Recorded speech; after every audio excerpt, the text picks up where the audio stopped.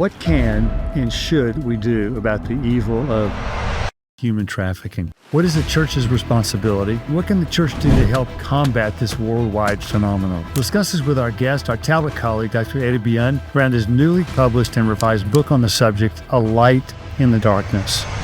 I'm your host, Scott Ray. And I'm your co-host, Sean McDowell. This is a podcast from Think Biblically, from Talbot School of Theology at Biola University. Eddie, thanks so much for being with us, taking time out from your role as Professor of Christian Ministries, also Director of our Doctoral Ministry program.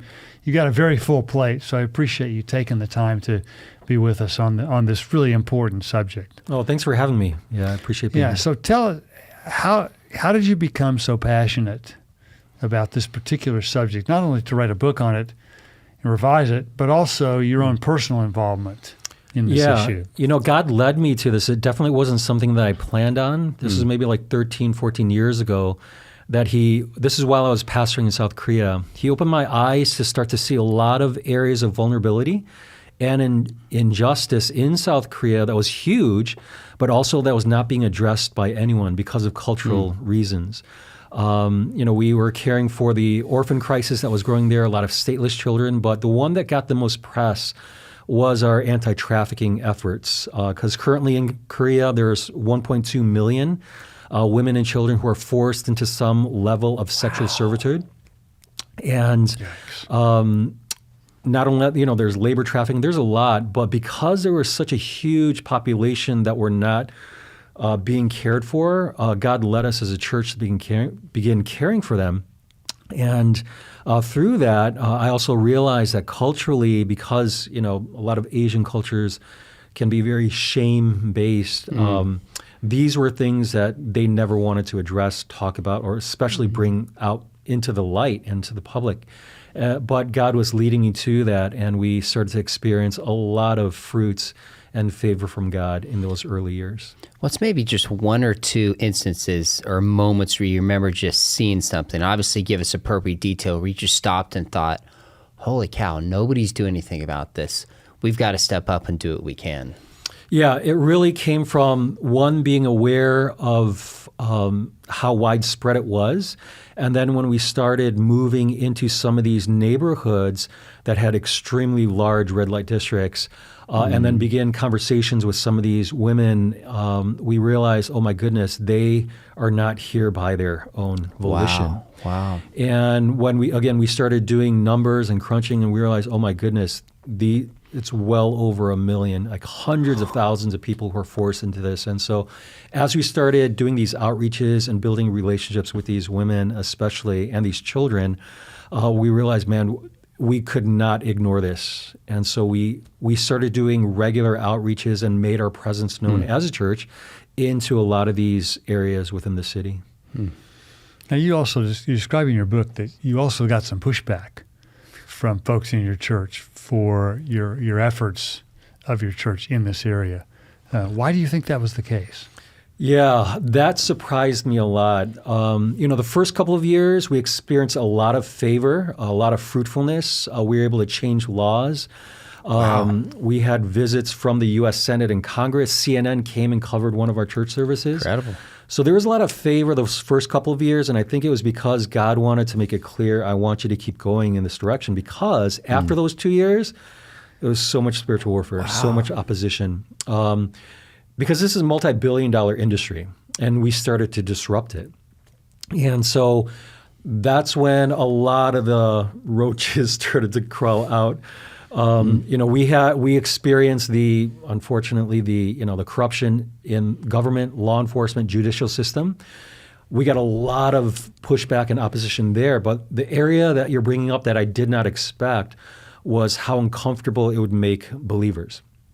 We had pastors telling me, Eddie, why do you hate this country so much? If you hate it, leave. And I was like, what are you talking about? Oh my goodness. And it was because they were saying, hey, we don't talk about these shameful things, and we don't bring it out into the light. And, obviously I was preaching on it. I was, again, talking about it to CNN. There's a lot of public avenues that I was trying to bring awareness to this, to bring change. And they were so offended by this. And that's when I realized the cultural differences in terms of, for them, even if it's difficult, hard, shameful, you don't bring it out into the public. There are certain things that you just keep hidden in the closet. And so for them, and even in the church, unfortunately, they saw this as something that was not related to church work. But So for me, you had people tell you, just preach the gospel? yeah, exactly. I even got an email from a pastor in the U.S. who had church members from his church come to our church in Korea. Says, Pastor Eddie, I've never heard you preach, never visited your ministry, but based on what I'm hearing of all the stuff you're doing, I'm writing this email to call you to repentance. Really? He was saying, go back to the real gospel. If you're going to do this, start up an NGO and get out of the church. But if you're going to call yourself a pastor, quit what you're doing and go back to what the pastor's supposed to be doing. That really floored me. I did not expect that kind of pushback. Wow. But that's when I also realized, oh my goodness, there's a lot of people who have a very narrow view of what the gospel is supposed to look like within these types of communities. And so that was a real shocker for me. What about experience with combating human trafficking? Like, talk about your experience there, how widespread it is. Sure. What can we know and learn about that? Yeah, so my experience has been pretty broad. In general, there's usually 3 general categories of involvement. There would be the intervention, intervention, and the restoration. So I've been fortunate enough to be involved in all 3 phases. For the, I'll share just briefly what I've done and then an interesting story that God kind of led me into. So for the prevention, we've done a lot of prayer ministry. This really is warfare. This is such a deeply evil spiritual element within our society. And so we really prioritize prayer. We create prayer guides. As a church, we've had extended seasons of prayer, 40, 50 days of prayer and fasting for this. Wow. And also we've done prayer walks within different parts, especially around red light districts or areas that are known to have a lot of trafficking activity. God has called me to create tools, whether it's writing. I made a documentary on this issue called Save My Soul, and also created courses on biblical justice for past schools that I've been part of as well. For the intervention, God led us to be a part of some interesting undercover operations where we've had hidden cameras and brought evidence to show that there were a lot of underage and a lot of illegal activity happening in some of these areas, and some, in terms of intervention, some areas where we were able to bring some people out of this arena too in different parts of Asia. And for the restoration, we were able to start Christ-centered aftercare centers, which weren't in Korea before, as well as in Cambodia. We've done some work in Thailand, as well as Cebu, Philippines.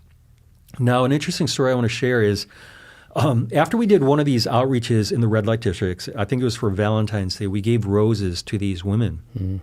And it was really well received. When I got home, God told me, Eddie, next time you do something like that, I want you to honor the pimps and the traffickers. And I was like, what? They don't deserve honors. Like, what are you talking about? I was talking back to God. I was like, no way. And what he told me is, no, next time I want you to get their permission. So I was like, okay, reluctantly. And so I go to one of the areas that we did these outreaches, and I asked the pimp, say, we want to do this outreach again. Can we have your permission?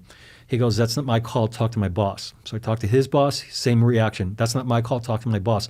So what ended up happening is eventually they led me to have a meeting with the head pimp over all of South Korea. Oh my Basically, goodness. it's like the head of the mafia of the country. Wow. I was scared. He called me to his house at 10 p.m. I had so many people praying for me. And I was like, if you do not hear from me by this time, this is where I am. Bring the police. Come and get me. Oh my And so I goodness. get to his house, and in the living room, there's this huge, like family photo. He's in the middle, and it turns out that it wasn't a family photo. All of those people in that picture were they were the pimps over the whole country, overseeing different Holy parts cow. of different cities throughout and so it was really mafia based, right? Sort of like his family. Totally, yeah. Yeah. Wow. And so he calls me into his office, and again, I'm like praying. I'm like really intimidated. I sit down, And he goes, so I hear you want to do something and give something to my girls. And I'm like, yeah. It's like, show me what you want to give. So I brought a sample care package, toiletries, stuffed animal, flour, things like that. He goes, why do you want to do this? We just want to express love and, care for these women who we're guessing maybe don't always receive that kind of, care. Good guess. And so he goes, I want to go with you to see. I go, sure, yeah, of course. So we do this outreach. We had hundreds of our church members come out. We prepared these gift packages. We give them out. And by the end of it, I have a meeting with the pimp again. He goes, I liked how the girls looked happy. Can you do this more often? I was like, oh yeah, we actually wanted to do this more often. And then this is the kicker. He goes, whenever you want to do this, let me know. I'll make sure the guys take care of you. Wow. And so in a peculiar turn of events, we had for a season the favor and the partnership of the head pimp over all of South Korea. And that's when I realized the wisdom of God in terms of why he was asking me to honor them.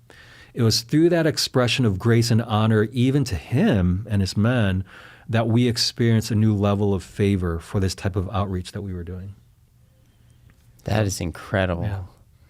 I feel like we could close in prayer right Goodness, now. that and is just go home. that is a mic drop. That is really amazing. That is a mic drop moment. Yeah. God, I could tell. I mean, I have a lot of stories like that I could share with you guys. Well, tell us another one. I mean, instead of going through our questions, I want to hear your stories, man. And so in terms of the type of opposition that I was facing, when I first found out about this, I was so enraged. I was so passionate. I was like, I've pastored in different countries around the world, and I had a broad network, and I never wanted to take advantage of my network as much as at that moment. And so what I did is I was like, I got to find a meeting with the president of Korea somehow, because my assumption was if he just finds out, he'll be enraged like me, this will be gone, right?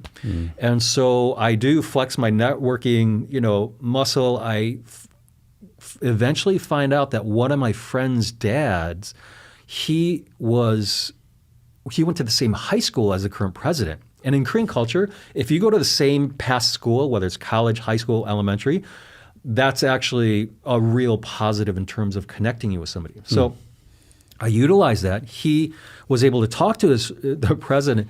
He wasn't able to meet me, but he set up a meeting with one of his advisors, a key presidential advisor. I was like, I'll take it. Whatever I could get, I'll take it. So I have a meeting with him, and it goes for about an hour. I'm explaining my data, research, interviews, all these things, and he's just stoked. I could not read him for that whole hour. So I share everything. By the end of it, I'm assuming he's going to be enraged, and he's like, let's end this. But at the end, he's just quiet. So I don't know how to take it. And so eventually he responds like, so why do you want to do this again? Like, why you bring this up to my attention? So I was like, maybe he didn't understand me, maybe because my Korean wasn't that great or something. But I kind of give another brief summary. It's like, no, it's because of this. And, this is how many people, this is all the evil that's happening. And then he calls me, off the record to the corner of the room. He goes, hey, Eddie, all guys do this. Why are you making this an issue? Wow. Exact same reaction that I had. I was like, oh my goodness. And the reason why that was significant Holy for my cow. journey is that's when God made me realize this is going to be a marathon, not a sprint. And I was like, oh my goodness, if this is how a presidential advisor reacts to the world of sex trafficking, I was like, oh my goodness, we're heading in for some difficult days.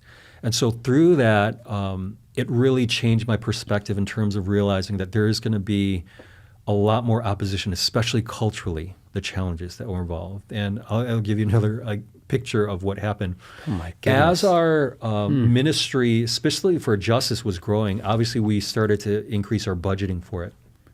And then one day, the head finance elder, he calls me in for an early morning meeting because I'm flying to Thailand that afternoon. So he calls me in, typical Korean meeting at 5 a.m. And so I meet with him.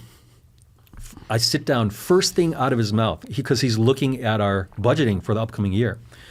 And I know, I heard that people weren't happy with that, but head finance elder, what can you do? I sit down, first thing out of his mouth, he said, Eddie, I hope you leave our church and a lot of people are going to be happy. First thing out of his mouth. I was Really? like, oh my goodness. Yeah.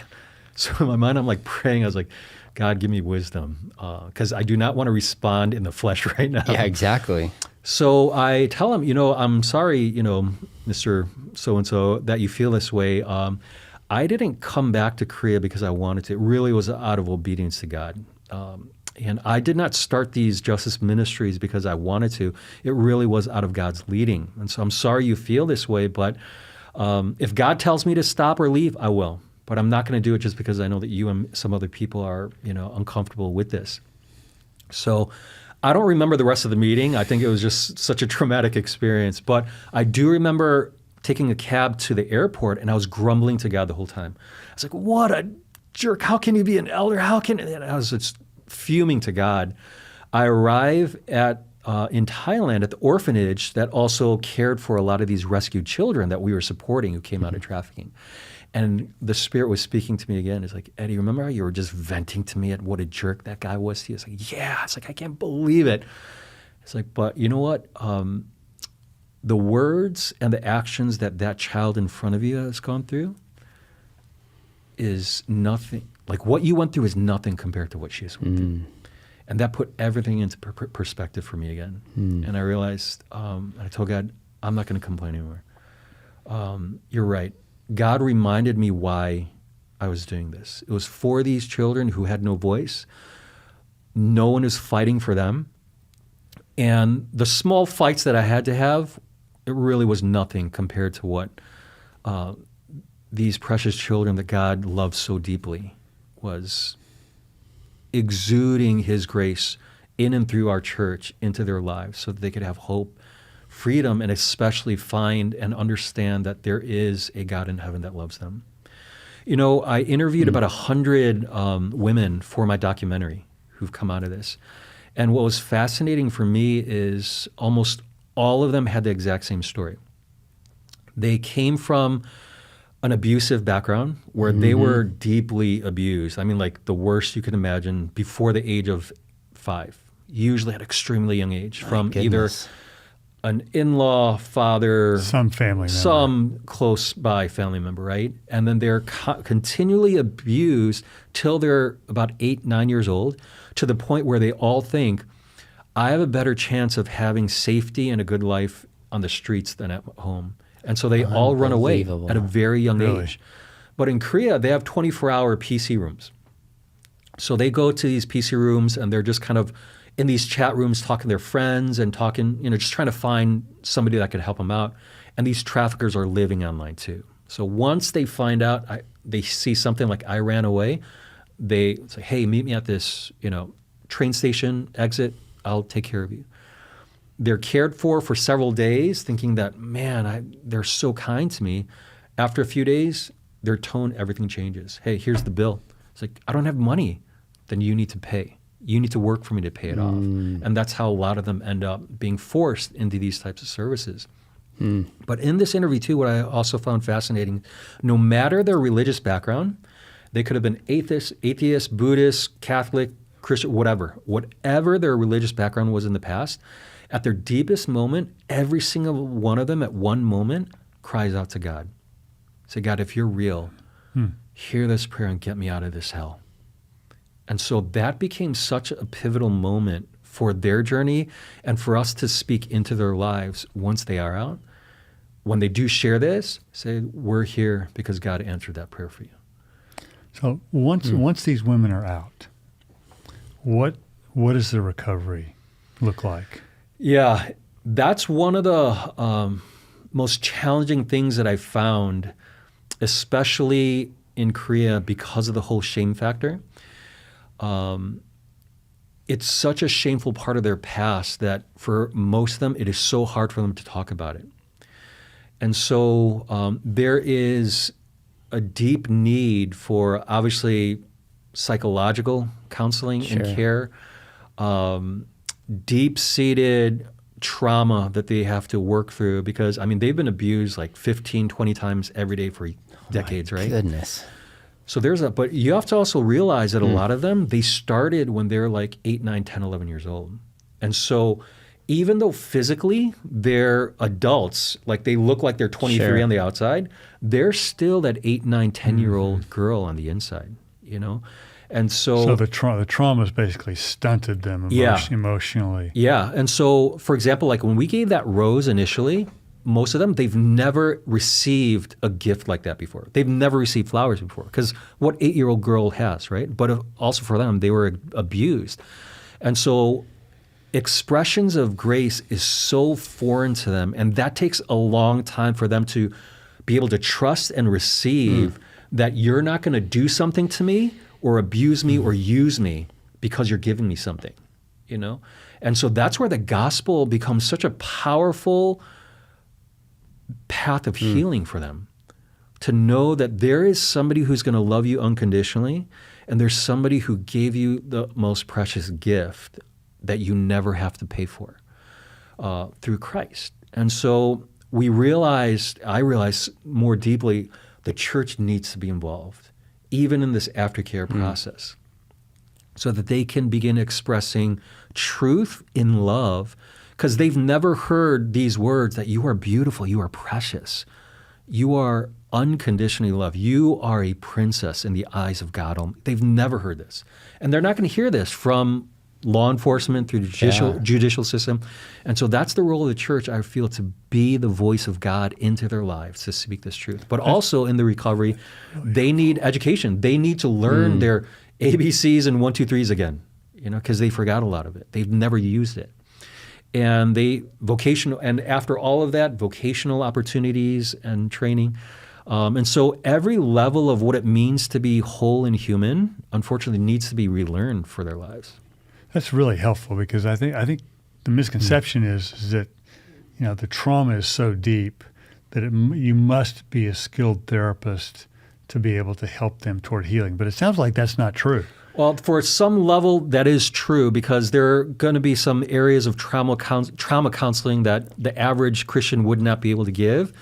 But there is an element where the extending of grace, and when the time is right, because their hearts are opening, when we do live out the gospel and share the gospel later on, that is something that, again, the role of the believer can play a crucial part in the healing and restoration process for.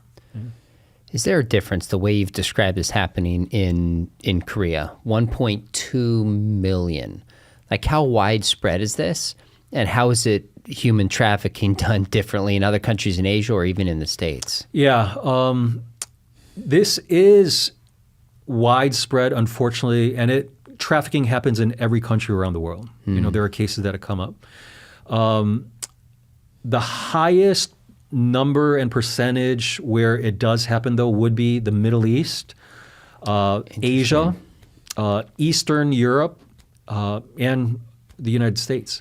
But where it comes in terms of how the differences come to play would really be the cultural nuances of how culture plays a role in the captivity of the mind. What I mean is, for example, in Korean culture, there's such a strong Confucianistic high value in hierarchy. Age is one of the hierarchical values. Your position or title, male versus female. There's all of these hierarchies. And so for a young girl especially, you have the male-female hierarchy. On top of it, you have the age thing. But especially if that person is much older, that person culturally feels they can't speak out. They can't, challenge what you are telling me to do.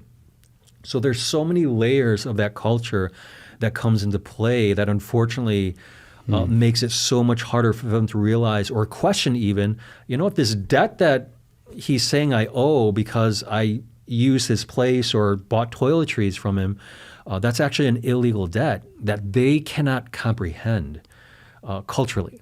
And so that's part of the challenge that we have. And so depending on the country, you have those type of cultural nuances that come into play that make it a challenge for them to break out of the system that legally they have no obligation to be in.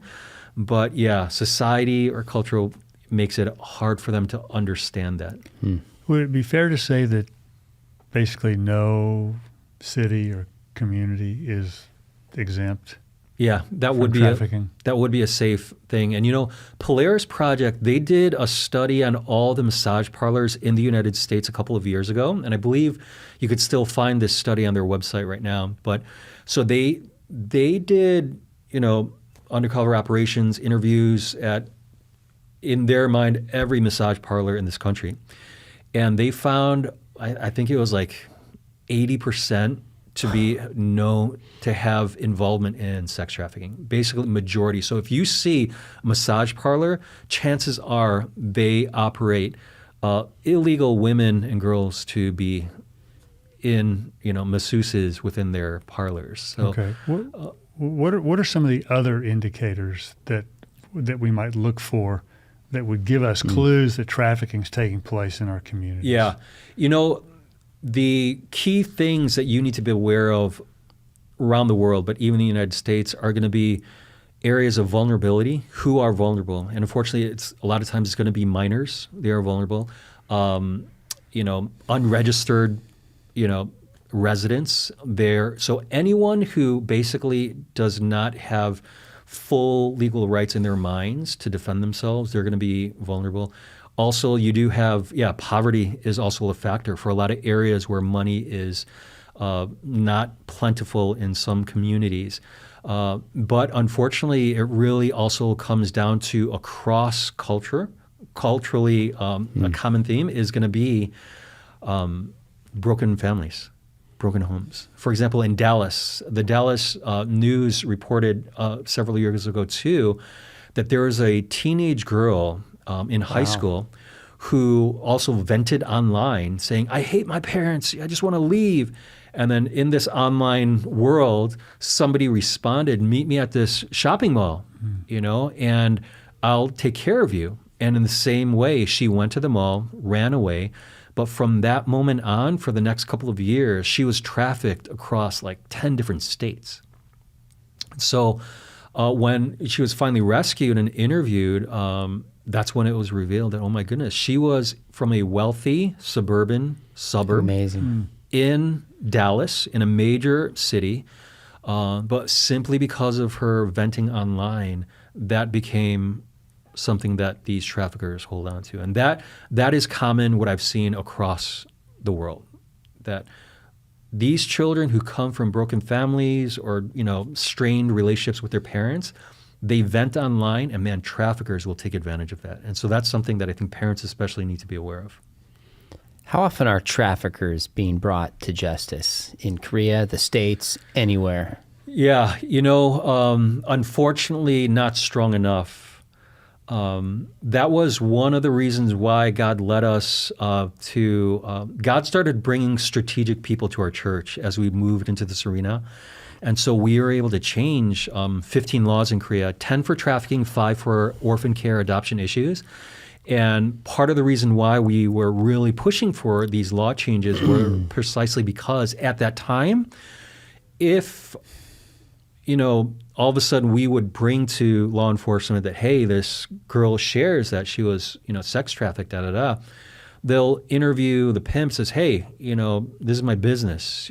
She volunteered for it. She lied about her age and all these things like that. And so we were able to successfully lobby for some of these changes, like, the buyer of sex is going to be prosecuted. In the past, he wasn't. The pimp and the trafficker who orchestrated that buyer to purchase, they're now held accountable. And so all these layers that weren't in existence before, that basically gave them a free ride to do whatever they wanted. So that's what really made we really have to be advocating for stronger laws so that when a buyer, pimp, whatever, is operating in this arena, it's going to create more protection for the victim. So those are the ways that we were trying to do it. The U.S., it has improved over these past 10 years. I mean, since my first involvement in Korea and in the U.S., it really has improved quite a bit. But still, unfortunately, I still personally don't feel it's strong enough to be a preventative measure to create a fear factor for these customers to not even try to attempt it. That I feel would decrease this quite a bit if we could make stronger punishments for them. Eddie, what's your estimate about how many women and girls are being trafficked worldwide? Yeah, you know what's interesting? It's not just women and girls anymore. Over the past 7 years, the number of men and boy victims has also skyrocketed. And what's interesting when I was looking at that is in the United States, also within the past 8 to 10 years or so, the cultural, not just acceptance of the homosexual lifestyle, but the celebration of it has really shifted radically within American society. You know, that in the past, for example, like when Ellen DeGeneres first came out when she was on her sitcom, her last show was the episode where she came out because she knew Hollywood was going to banish her, and that's actually what happened. And then fast forward a few years after that, now anyone coming out is celebrated, right? During that same period where we see that shift happening in the United States, the same pattern, all of a sudden, there is a spike in the number of boy and men victims in terms of supply and demand in these types of services globally. And so when I talk to the partners that I work with, they saw that exact same thing happen. But in terms of numbers, going back to your original question, because so much of it is underground, it's hard to estimate an exact number, but it is in the tens of millions. Where 50 to maybe 80 million around the world are in some sort of slavery to this day. And so it's shocking that it's so big, and it's shocking that it's in our lifetime, all the more so that we really have to be fervent to bring this to awareness and bring it to an end. Of the people who are fighting alongside you in this, how many are Christians? How many are humanists? How many are other faiths? Yeah. Who's in this battle? Tell us about that. That's a great question. It's really mixed. And what I found, especially again, 13 years ago when I first started, I would go to a lot of these conferences or a lot of these gatherings, and I'm the only evangelical there. And for a number of them, they would be like, Eddie, you're the first pastor that I actually like. They would say so many things like, you're the first evangelical that I feel like I could have a conversation with where you're not judging me. And that's when I realized the whole Matthew 5:16 come into play. Let your light shine before men that they may see your good deeds and give glory to the Father in heaven. Another testimony is, a couple actually I'll share is, one is, I went to Thailand and we did a lot of work with children who were rescued out of trafficking in Thailand. And the lady who was leading one particular one was Buddhist. And she said to our team, because I sent out a team to help her and the kids one time, and she said to our teams, why are you helping us? Because you're a Christian and we're Buddhists. Most Christians, they refuse to help us after they find out that I'm Buddhist. And it became a wonderful opportunity for us to share the gospel with her too. I was like, it's because the God that we serve cares for everybody, cares for people like the children that you're caring for, cares for all people. And so this was a fascinating response that she said to that. She goes, I want to know your God. Oh my goodness. Because the past gods that I've met, I didn't want to know them, but I want to know your God. And also within the church that I was pastoring at the time too, we had so many people come to our church and say, Pastor Eddie, I just want to let you know, I left the church about 10, 15 years ago, but when I heard about what you guys were doing, it drew me back because I'm finally seeing a church living out what Jesus told us to do. That we're not just a church within the four walls of a building on Sunday mornings. I love that we're living out our faith. And that became a wonderful testimony for our ministry as well. So let's be real specific now, because I suspect we're going to have viewers who have been like we've been captured by what you've been doing and the stories you're telling. And I suspect they're going to be thinking, all right, I'm hooked. What can I do? What's my next step? Yeah, and that's a great question. And the way that I usually respond to that is I let the churches know that biblically, it's clear that we all have a role to play in the pursuit of justice within our communities, but we don't have the same role. And so we really need to, specifically as a local church, prayerfully come before God, have some brainstorming sessions before God, and brainstorming sessions in prayer before God as we look at our community to see who are the vulnerable within the streets of where our church is worshiping. And then we need to come up with an action plan in terms of being a light and a salt within our communities.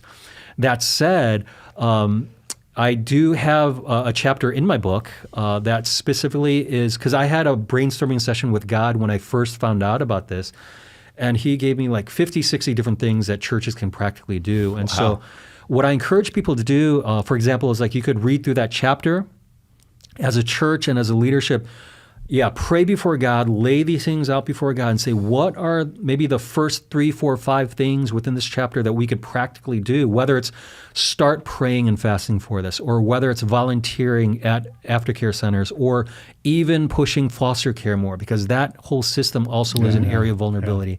Or maybe for our next short-term mission trip, we're going to go to a place that is specifically targeting and helping these types of people, right? So there's a variety of things that, but I don't want to be like a fire hose and stuff, but pray through. That's helpful. Yeah, pray through this chapter and come up, brainstorm with God and say, God, what are the next practical 3, 4 things in this chapter that I feel I can personally do or we could do as a small group or as a church? Great. And we'll make reference to this again at the end, but that's coming out of your book, A Light in the Darkness. Yeah. So helpful. Two more questions for you. First of all, what gives you hope? Yeah, that's a great question. I get asked that a lot because the world that I've seen literally is the closest thing to hell on earth for a lot of these people. Again, just the depth of human depravity that is unleashed into some of the most precious children in this world. It really is disturbing. And so that's how I also know that this is not for everybody. It is not everybody's calling to move into this, but that's also how I know God has called me into this, that he's given me such a deep passion, burden, but also a lot of protection, I feel, even emotionally, as I walk into these arenas. What gives me hope really is the gospel of Jesus Christ. I am a firm believer that God's call for the church, I feel from the beginning of all time, what's his solution to justice really is the cross.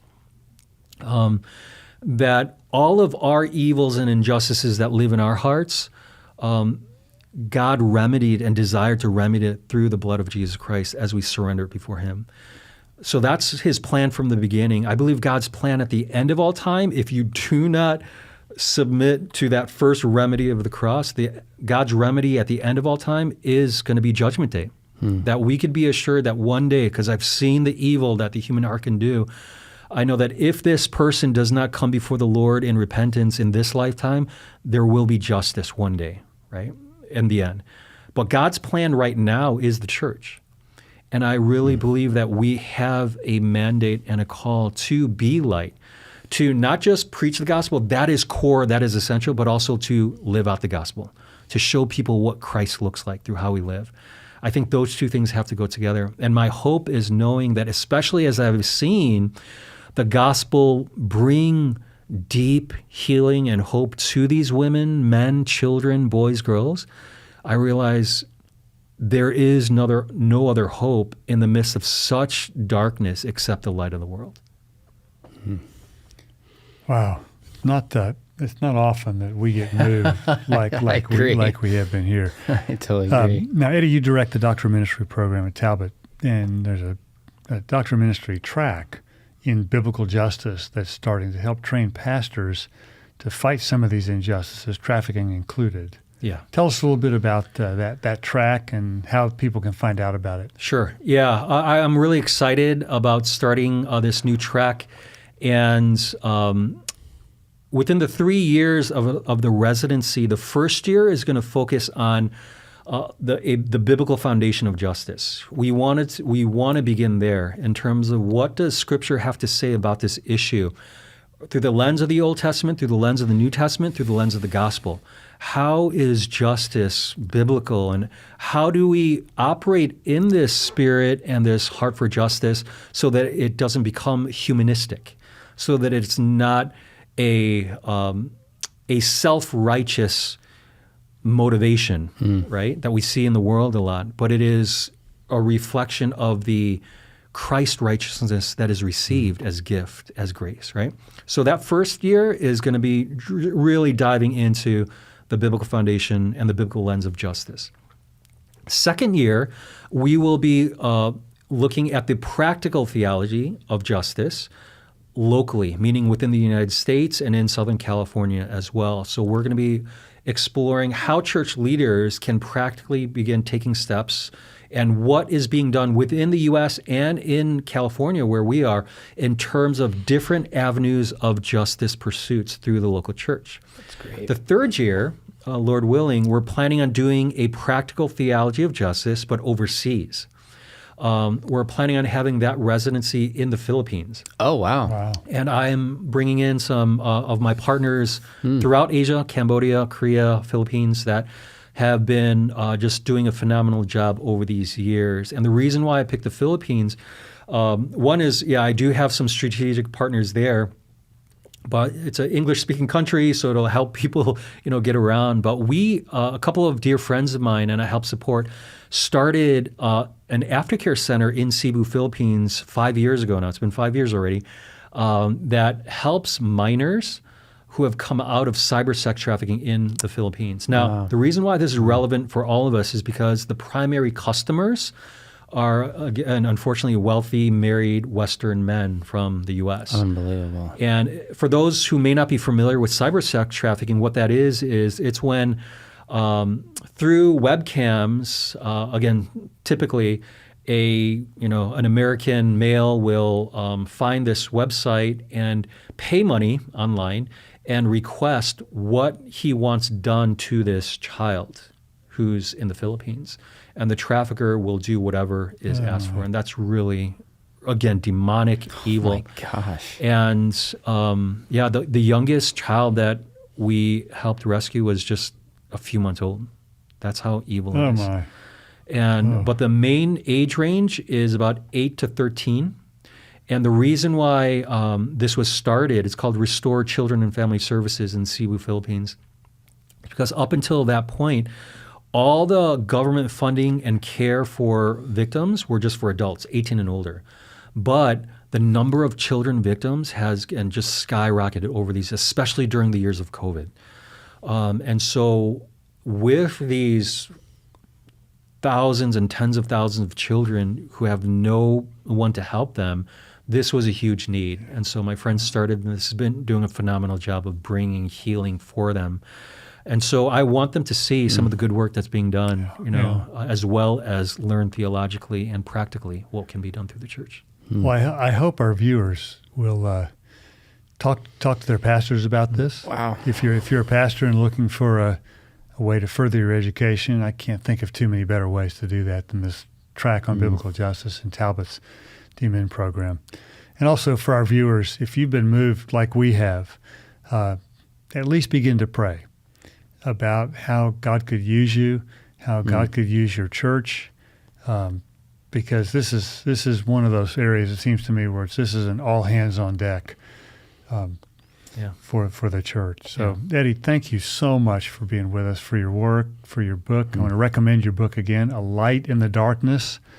It's a fabulous book, very readable and accessible, and got lots of good practical tools, practical things that our viewers can do. So thank you so much for your work. It's been incredibly insightful and moving. Very grateful for the time you spent with us. Thank you again for having me. Appreciate it. Thanks. I hope you've been moved by this. And if you have comments or questions or want to suggest guests or issues that we take up, feel free to email us at thinkbiblically@biola.edu. That's thinkbiblically@biola.edu. We encourage you to subscribe to the audio version of the podcast and consider sharing this with a friend. Thanks so much for listening. Think biblically about everything. Thanks for joining us. We'll see you next time.